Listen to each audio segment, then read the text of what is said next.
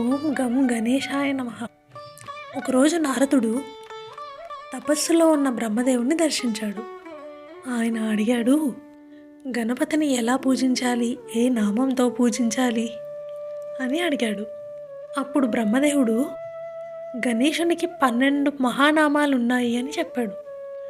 ఆ 12 నామాలు ప్రతి ఒక్కదానికి ఒక ప్రత్యేకమైన శక్తి ఉంది. ఆ 12 నామాలు సుముఖం, ఏకదంతం, కపిలం, గజకర్ణిక, లంబోదర, వికట, విఘ్ననాశ, గణాధ్యక్ష, ధూమ్రవర్ణ, బాలచంద్ర, వినాయక, గజానన, ఇలా 12 నామాలు ఉన్నాయి.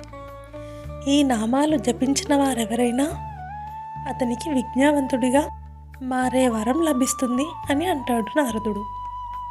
అప్పటి నుంచి గణేశుని 12 నామాల జపం భక్తి మార్గంలో ఒక శక్తివంతమైన సాధనగా మారింది. భక్తులు ఈ నామాలను నిత్యపారాయణం చేస్తారు.